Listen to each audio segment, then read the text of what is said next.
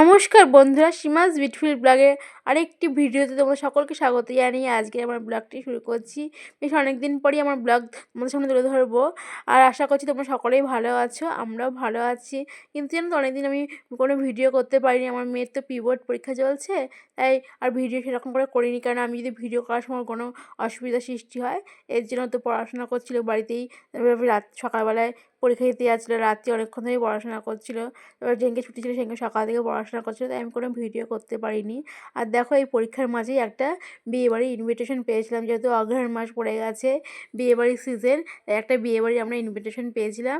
আর মেয়েকে নিয়ে চলে এসেছিলাম বিয়েবাড়িটাতে। কিন্তু মেয়ের পরের দিন যেটা পরীক্ষা ছিল, মেয়ে বললো, মা আমাদের পরের দিন যেই পরীক্ষাটা রয়েছে, তাই সেই পরীক্ষাটা খুবই ইজি, তাই জন্য আমি বিকাল থেকে, আমার তো সেই সব পড়া হয়েই গেছে, আমি বিকাল থেকে তাও একটু পড়তে বসে যাবো, একবার রিভিশন দিয়ে নেবো, তারপরে আমি যাবো মা বিয়েবাড়িতে। অনেক দিন পরে একটা বিয়েবাড়ি পেলাম মা, বিয়েবাড়িতে যাবো, একটু সাজতে গুজতে বেশ ভালোই লাগে বিয়েবাড়িতে। যাবি? ঠিক আছে, তাহলে বাবাকে বলবো যে তুইও যাবি। তারপর সবাই মিলে চলে এসেছিলাম বিয়েবাড়িতে। আর বিয়েবাড়িটা দেখো কি সুন্দর চারপাশটা সাজিয়েছে, বেশ লাইটিং করেছে, সুন্দর সুন্দর ফুলের দিয়ে গেট করেছে, আমাদের তো বেশ ভালো লাগলো। আর জানো তো, যার বিয়ে এসে তাকে আমরা পাইনি। তার মাকে জিজ্ঞেসলাম, দিদি মেয়ে কোথায়? বললো যে তো মেয়ে তো একটুখানি ফটোশ্যুট করতে গেছে, ওই যে দেখো এখানে একটা দেখা যাচ্ছে আমার, ওই যে কফি, আমি এখানে তান্দুরি চা খাচ্ছিলাম, ওই তান্দুরি চা খাওয়ার পেছনে দেখো একটা জায়গা করেছে, ওখানেই আমার মনে হলো ও ফটোশ্যুট করতে এসেছিলো। এমনি ফটোশ্যুট করেছে, ওর মা বলে 2-3 দিন আগে ওরা একটা জায়গায় গেছিলো ফটোশ্যুট করতে, সেখানে করে এসছে। তারপরে এত সুন্দর একটা যখন জায়গা সাজিয়েছে, সেখানেও ফটোশ্যুট করতে হয়তো গেছিলো। তারপর ওর মার কাছে গিফটটা দিয়ে আমরা চলে আসলাম খেতে। নানান রকম স্টার্টার আইটেম করেছিল, তান্দুরি চা করেছিল, মকটেল কাউন্টার করেছিল। তাই আমরা এখানে এসে কিছু খাবার দাবার খেয়ে নিলাম। আর কোনটা ছেড়ে কোনটা খাবো, এত খাবার দাবার করেছিল যে মেন খাবার, আর মানে মানে মেন খাবার যখন খাচ্ছি মানে পেটটা পুরো ভরা, সেরকম তো খেতেই পারিনি। মেন খাবারগুলো মানে পোলাও করেছিল, খাসির মাংস করেছিল, তারপরে কাটলেট করেছিল, কুলচা করেছিল, পনিরের একটা করেছিল, মিক্স ভেজ মনে হলো ওটা, হ্যাঁ এসবই করেছিল। কিন্তু সেরকম করে তো কিছুই খেতে পারিনি, কেননা এই বাইরে স্টার্টার খেয়ে মোমো করেছে, ফুচকা করেছে, নানা রকম কাবাব করেছে, নানা রকম চিলি চিকেন করেছে, ক্রিপসি বেবিকর্ন করেছে, মানে কোনটা ছেড়ে মানুষের কোনটা খাবে, এইসবকেই তো সবার পেট ভরে যাচ্ছে। তাই সেরকম করে আমরা আর কিছুই খেতে পারিনি। আর এই যে মেয়েকে একটুখানি কাবাব নিয়ে এনে দিয়েছিলাম, মেয়ে বলছে, মা আমি কাবাব খাবো না, আমি কাবাব খেয়েছি। তাই ও আর কাবাবটা সেরকম খেলো না, আমি খেয়ে নিলাম। আর এখানে দেখো, এখানে মেয়েকে গায়ে হলুদ দিয়েছিলো, তাই এখানে জায়গাটা খুব সুন্দর লাগলো। তাই মেয়েকে বললাম এখানে আমরা দাঁড়িয়ে একটু ফটো করে নিই, কেন চারিদিকে এত লোকারণ্য, মানে কোথাও ফটো তোলার মতো জায়গা পাচ্ছি, সবাই তো ফটো তুলছে, সবাই তো ভিডিও করছে। এই আর কোথায়, আমরা এখানটা দেখলাম ফাঁকা রয়েছে, তাই মেয়ে বললো, মা চলো তাহলে আমরা এখানে গিয়ে একটু ফটো তুলি আর ভিডিও করে নিই। তাই আমরা এখানে দাঁড়িয়ে একটু ফটো তুলে নিলাম, ভিডিও করে নিলাম, তারপরে চলে আসলাম এই যে এখানে বিয়ের মণ্ডপের কাছে। দেখো এখানে এত লোক, আর আমাদের এত বড় জায়গা তো ঘুরতে ঘুরতে পা ব্যথা হয়ে গেছে। মেয়ে বললো, মা চলো আমরা একটু বসে নিই। তাই দুজনে মিলে একটু বসে আর বিয়ে দেখছিলাম। এই দেখো এখানে ঠাকুরমশাই বরকে এখন কি মালা ঠালা দিয়ে কী করবে, ওই যে ওখানে দিচ্ছে হচ্ছে বরের মুকুটটা দিচ্ছে, আর মালাটাও দিচ্ছে, মালাটা মানে পরিয়ে দেবে নাকি ঠাকুরমশাই, বুঝতে পারলাম না। আর এখানে আমরা এখন একটুখানি যে দেখতে তখন সেই জায়গাটা, ওইখানে দাঁড়িয়ে আমরা একটু ফটো করে নিয়েছিলাম আর ভিডিও করে নিয়েছিলাম। আর এই জায়গাটা দেখে গেলাম যে জলে ভেজালে তো না, শাড়িটা যাবে না, জলে একটু ভেজালি, আমরা একটুখানি ভিডিও করে নিই আর ফটোশ্যুট করে নিয়েছিলাম। তারপরে আমরা বসে পড়লাম, জেনে মিলে মেয়েকে বললাম একটুখানি ভিডিও দেয়। আমার ছেলে আর আমার হাজব্যান্ডকে তো খুঁজে পাওয়াই যাচ্ছিল না, কারণ ওরা কোথায় কোথায় চলে যাচ্ছে, এত লোকের মধ্যে কে কাকে খুঁজবে। কিন্তু সবাই রয়েছে বিয়ে বাড়ির মধ্যে, কিন্তু কাউকে কেউ খুঁজে পাচ্ছিলাম না। এই যে অনেকক্ষণ পরে মেয়েকে পেয়েছি, আসলে মেয়ের কাছে ফটো করে নিলাম, বললাম কি কেমন, তখন খুব সুন্দর লাগছে। বলে থ্যাংক ইউ দিদি, থ্যাংক ইউ কাকিমা, তাই বললো আমাকে। আছি হ্যাঁ, এই দেখো এখানে নানা রকম মেনু, এখন তার মেনু কার্ড করে না, এখন নানা রকম কার্ড মানে ডিজাইন করে ওখানে। এই যে ওরকম দেখলেন না, ঘোড়া, তারপরে পান সিস্টেম বা হাতি, এসব দিয়ে একটা মেনু কার্ড করেছিল। আমরা তো খুলে দেখিনি, রেখে ওখানে রাখলাম পাশে। তারপরে খেতে নিয়েছিলাম পোলাও, আর এক টুকরো চিকেন নিয়েছিলাম, আমি তো মাটন খাই না, এক টুকরোই চিকেন নিয়েছিলাম। ব্যাস ওই খায়ে পেট ভরে গেছে। আর একটু কুলচা আর পনিরের একটা তরকারি নিয়েছিলাম। আর ফিশ ফ্রাইটা আমি খাই না, ভাবলাম ফিশ ফ্রাইটা যদি ডিম দিয়ে ভেজা থাকে, ডিম তো খাবো না, অ্যালার্জি হয়ে যায়। এই জন্য ফিশ ফ্রাই আর খাইনি, মিষ্টি খেয়ে নিয়েছিলাম ব্যাস। আর ওই এই যে এখন মেয়েকে নিয়ে আসে ছাদনাতলায়, কী সুন্দর এরকম তো আমরা সাধারণত সেলিব্রিটিদের বিয়েতেই দেখেছি, কখনো নিজের চোখে দেখিনি। আর এদের জিনিসটা দেখার জন্য আমরা দাঁড়িয়েছিলাম। তখন 10:30 বেজে গেছিলো, কি খাওয়া দাওয়া হয়ে গেছিলো বাড়ি ফেরার পথে। তোমার দাদাভাই তো বলছিল চলো বাড়ি যাবে, আমি না না দাঁড়াও এই জায়গাটা দেখে যাই। এই জায়গাটা দেখার জন্য তো ওয়েট করছি অনেকক্ষণ ধরে, এই জায়গাটা দেখে যাই। মেয়েও বলে হ্যাঁ বাবা এই জায়গাটা দেখার জন্য আমরা দাঁড়িয়ে আছি, এই জায়গাটা দেখে তারপরে বাড়ি যাবো।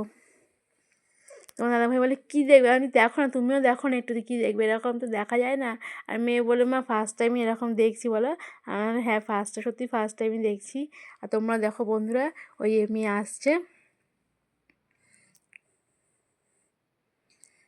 মেয়ে যত সামনের দিকে এগিয়ে আসবে তত ওই দুধারে বাজি রাখা রয়েছে। আর ওই যে সেই ধোঁয়া ওঠে না, সেই ধোঁয়ার মতো করেছে, আর কাগজ উঠবে দেখবে। তোমরা দেখো এই জায়গাটা।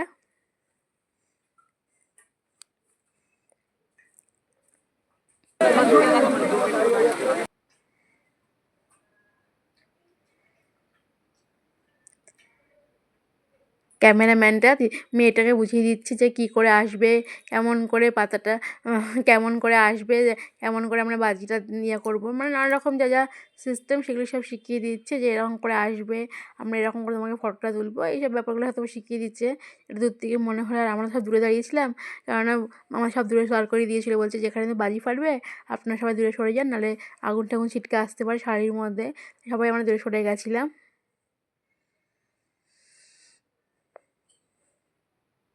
দেখো এখন প্রস্তুতি পর্ব চলছে, মেয়েকে এখানে দাঁড় করিয়ে রেখে দিয়েছে, এই যে সব ঠিকঠাক করবে, তারপরে ও সামনের দিকে এগিয়ে আসবে, তখন দুই পাশ দিয়ে ওই তুবড়ির মতো জ্বলে উঠবে।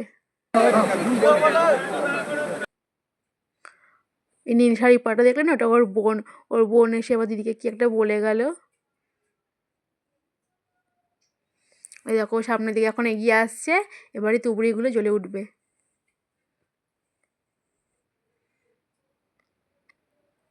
ওই দেখো তুবড়িগুলো জ্বলে উঠেছে দুই হাত দিয়ে, আর ধোঁয়া উঠে গেছে ওই দেখো, আর উপর দিয়ে যে কাগজের বাজি ফাটছে।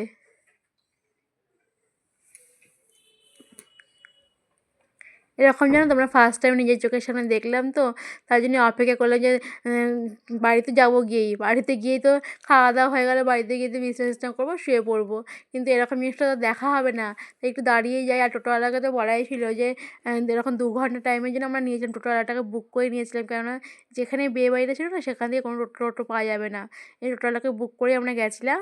আর টোটোতে দাঁড়িয়েই ছিল আমাদের জন্য, সুতরাং কোনো চিন্তা ছিল না যে টোটো পাবো কি না, নিশ্চিন্তে চলে গেছিলাম একদম। আর নিশ্চিন্ত মনে আবার দেখে টেখে চলে এসেছি বিয়ে, আর বেশ ভালোই লেগেছিলো। এই দেখো এখন ওকে বরকে সামনে নিয়ে আসা, এখন হচ্ছিলো পান পাতা ছড়াবে, শুভদৃষ্টি হবে। এই দেখো এখনও 7 পাক ঘুরছে। সাধারণত আমরা জানি পিঁড়ির মধ্যে বসিয়েই 7 পাক ঘোরানো হয়, শুভদৃষ্টি হয়, মালা বদল হয়, কিন্তু এখানে ওকে আর পিঁড়ির মধ্যে তুললো না, জানি না কেন, ও নিজেরই দেখলাম ঘুরে যাচ্ছে।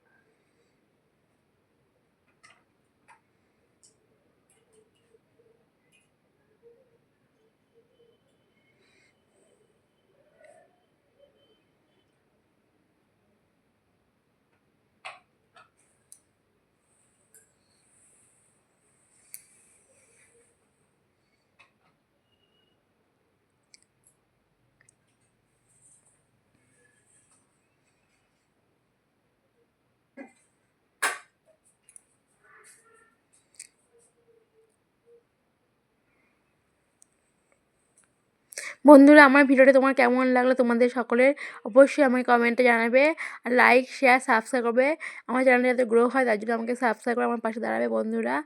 তোমরা দেখতেই পাচ্ছ আমার চ্যানেলটা একদম সাবস্ক্রাইবার নেই, যে সবাই আমাকে সাবস্ক্রাইব করে আমার পাশে থাকবে, এটাই আমি তোমাদের কাছ থেকে আশা করছি বন্ধুরা।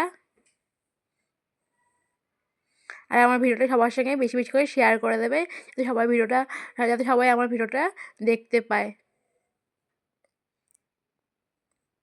এ দেখো এখন এখানে পান পাতা ছড়ানো হবে, শুভদৃষ্টি হবে, আর ঠাকুরমশাই বলছে মেয়েকে যে চিনতে পারছো তো কে, তখন এই কথাটাই ঠাকুরমশাই বলেছিল, আমার যতটা মনে আছে।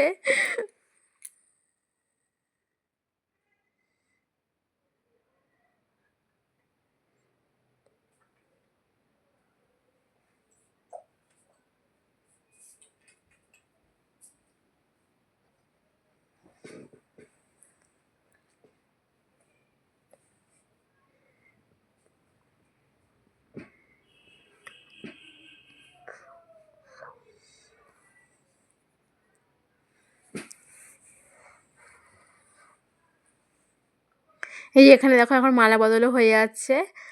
আমরা এইটুকুনি দেখে আমরা চলে গেছিলাম মকটেল কাউন্টারে মকটেল খাওয়ার জন্য, কেননা সবাই তো খেয়ে আর সবাই মকটেল কাউন্টারে আছে, সেখানে আবার ভিড় হয়ে যাবে। আর নাহলে আর মকটেল না খেয়ে আমাদের ফিরে আসতে হবে। তোমার দাদা হয়তো এখন বলে তাড়া দেবে, বলে কি না চলো চলো আর মকটেল খেতে হবে না, একটু টোটালেরও ভাড়া বেড়ে যাচ্ছে, 2 ঘন্টা বলে গেছে, যদি 3 ঘন্টা হয়ে যায় আর চার্জ বাড়িয়ে দেবে। এই জন্য আর বেশিক্ষণ থাকিনি, চলে গেছিলাম মকটেল কাউন্টারে মকটেল খেতে। তারপরে মকটেল কাউন্টারে যখন মকটেল খেলাম তখন দেখলাম এই যে এখানে আবার বাজি ফাটছে। ওই যে মেয়ে জামাই এখন চলে যাবে হচ্ছিলো ওদের যেখানে বিয়ে হবে সেখানে, তার আগে এখানে একটু বাজি ফাটিয়ে নেওয়া হচ্ছে। আর মেয়ে বললো মা এই জায়গাটা একটুখানি ভিডিও করে নিই, খুব ভালো লাগে দেখো এই বাজিগুলো। আমরা হ্যাঁ করে নাও একটুখানি। তখন মেয়ে করে নিয়েছিল, তোমাদের সামনে তুলে ধরলাম বন্ধুরা।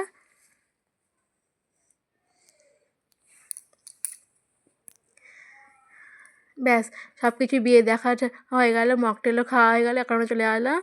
যাওয়ার পথে দেখলাম কি গণেশ ঠাকুরের কাছে ছেলে মেয়েগুলো তোরা দাঁড়া, তোরা তো ফটো তুলিস নি, একটু ফটো তুলে নিই।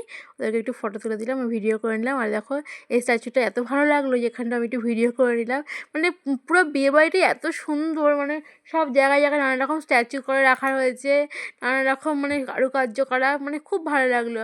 আর এই দেখো বিয়ে বাড়ির গেটটা এত সুন্দর করে সাজিয়েছিল যে এটা ফটো না তুললে হলো না, আর ভিডিও না করে হলো না। তাই তোমাদের সামনে একটু ভিডিও করে তোমাদেরকে দেখাও বলে। আর দেখো যে আমি একটু ভিডিও করে নিলাম যে আমি সেরেছিলাম। আমাকে কেমন লাগলো অবশ্যই তোমরা বলবে বন্ধুরা, আমার সাজটা কেমন হয়েছিল আর বিয়েবাড়ির সাজসজ্জাটা কেমন ছিল অবশ্যই তোমাদের বলবে বন্ধুরা। এখন তাহলে আসি।